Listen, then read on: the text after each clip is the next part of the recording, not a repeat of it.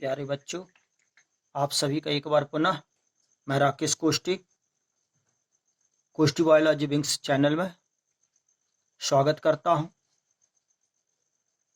आज हम पढ़ेंगे गैमेटोजेनेसिस से संबंधित यानी युग्मक जनन। तो जो युग्मक जनन है वो प्रायः दो प्रकार का होता है। एक होता स्पर्मेटोजेनेसिस और दूसरा होता है oogenesis। तो स्पर्मेटोजेनेसिस यानी शुक्राणु जनन, प्रोसेस ऑफ स्पर्म फॉर्मेशन यानी शुक्राणुओं के निर्माण की जो विधि है वह शुक्राणु जनन यानी स्पर्मेटोजेनेसिस कहलाती है।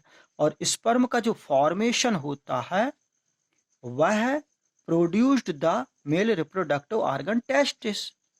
जो स्पर्म शुक्राणुओं का निर्माण होता है, ये जो शुक्राणु है वो पुरुष के मेल गैमेट्स कहलाते हैं और इनका निर्माण मेल रिप्रोडक्टिव ऑर्गन टेस्टिस अर्थात वृषण के अंदर होता है। इसी तरह से जो गैमेटोजेनेसिस का सेकंड जो टाइप है अंडाणु जनन यानी oogenesis। तो ये प्रोसेस ऑफ ओवम फॉर्मेशन यानी यह अंडाणुओं के निर्माण की प्रक्रिया है।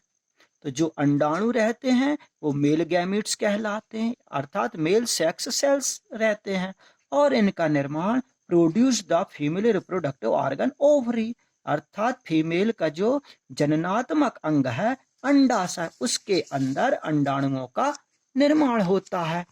अब हम पिछले वीडियो में हमने शुक्राणु जनन के बारे में समझा। आज हम समझने जा रहे हैं oogenesis अर्थात अंडाणु जनन के बारे में। तो फीमेल यानी ह्यूमन फीमेल मानव मादा का जो रिप्रोडक्टिव ऑर्गन रहता है उसे हम ओवरी कहते हैं यानी अंडाशय कहते हैं और इस अंडाशय के अंदर फीमेल गैमेट्स अर्थात ओवम फॉर्मेशन होता है यानी ओवम्स का निर्माण होता है। तो ओवरी के अंदर अंडाणुओं के निर्माण की जो प्रक्रिया है उससे हम कॉल्ड एज oogenesis यानी उसे अंडाणु जनन कहते हैं। तो ये जो प्रोसेस है completed to the three phases यानी ये तीन अवस्थाओं में कंप्लीट होती है। फर्स्ट है फेज ऑफ मल्टीप्लिकेशन यानी गुणन प्रावस्था, सेकंड है फेज ऑफ ग्रोथ अर्थात वृद्धि प्रावस्था और थर्ड है फेज ऑफ मैच्यूरेशन अर्थात परिपक्वन प्रावस्था। अब इस सब का डिटेल में अध्ययन करते हैं। तो जो फीमेल रिप्रोडक्टिव ऑर्गन है ओवरी की जो प्राइमरी जर्मिनल एपिथेलियल सेल्स रहती है जिसे हम प्राइमरी जर्म सेल कहते हैं, ये डिप्लॉयड होती है। इसमें फर्स्ट माइटोटिक डिवीजन होता है यानी प्रथम समसूत्री विभाजन होता। तो समसूत्री विभाजन किससे कहेंगे?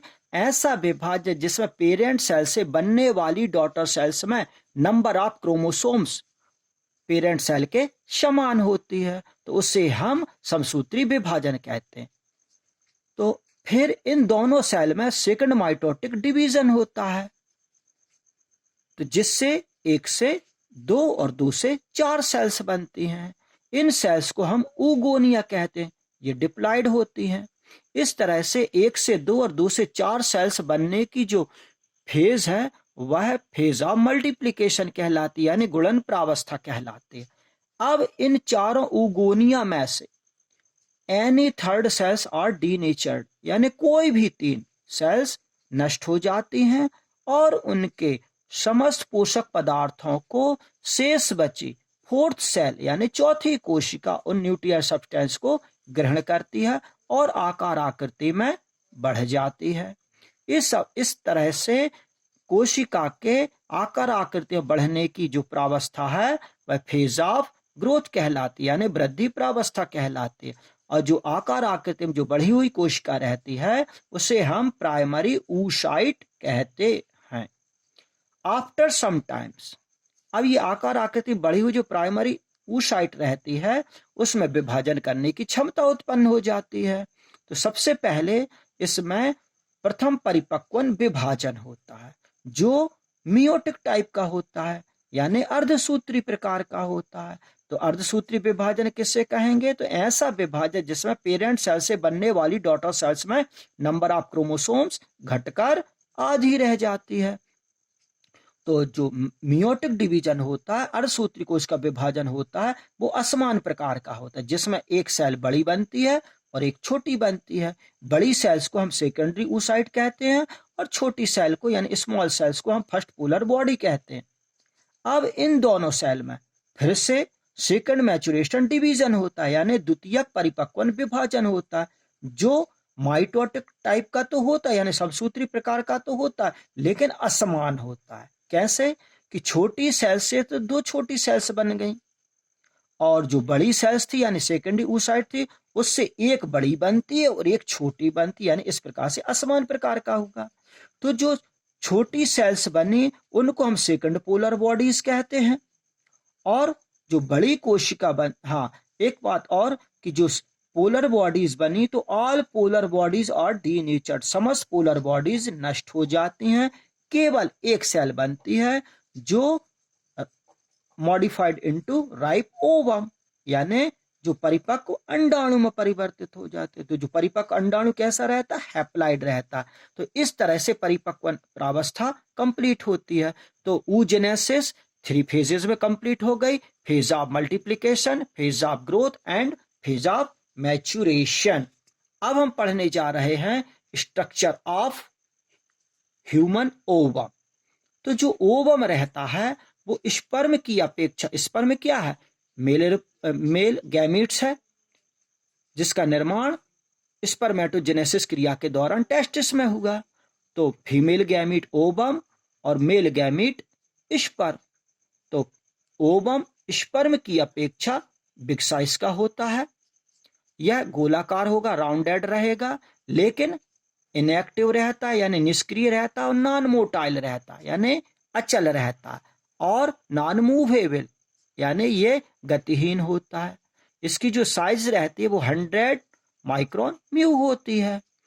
ह्यूमन ओवम में योग या तो एब्सेंट रहता है या फिर लेस क्वांटिटी में रहता है, यानी पीतक वाला भाग या तो नहीं पाया जाता और या फिर अल्प मात्रा में रहता है, लेकिन जो साइटोप्लाज्म में रहता है मोर क्वांटिटी में रहता है यानी अधिक मात्रा में रहता है। अब जो ह्यूमन ओवम रहता है या तो एलेसिथल या माइक्रोलेसिथल होता है और आइसोलेसिथल होता है। इसमें साइटोप्लाज्म के मध्य में हैप्लॉइड न्यूक्लियस होता है जो प्रेजेंट रहता है। साइटोप्लाज्म में ग्लाइकोजन भी पाया जाता है, प्रोटीन भी पाई जाती है और आरएनए संचित रहता है।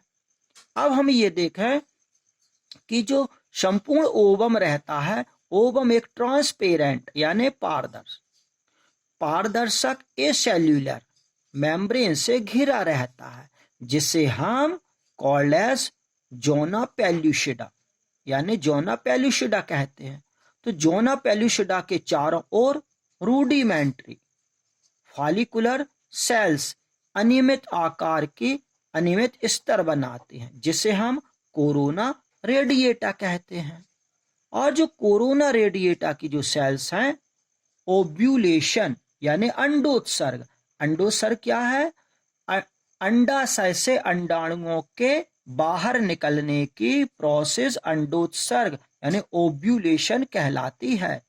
तो कोरोना रेडिएटा की सेल्स अंडोत्सर्ग के समय ओवम के चारों ओर उपस्थित होती हैं और जो धीमी गति से निषेचन यानी फर्टिलाइजेशन के समय नष्ट हो जाती हैं। इसी तरह से जो जोना पेल्यूसिडा है उसके ठीक नीचे की ओर विटेलाइन मेम्ब्रेन होती है, जिसका सिक्रीशन ओवम द्वारा होता है। ये structure of female gametes of human यानी स्ट्रक्चर ऑफ ह्यूमन ओवम, ये अंडाणु का डायग्राम है। तो इसमें आप देखेंगे कि ये बीचों बीच न्यूक्लियस पाया जाता है। न्यूक्लियस के अंदर न्यूक्लियोलस यानी केंद्रिका रहती है। न्यूक्लियस के चारों ओर साइटोप्लाज्म पाया जाता है।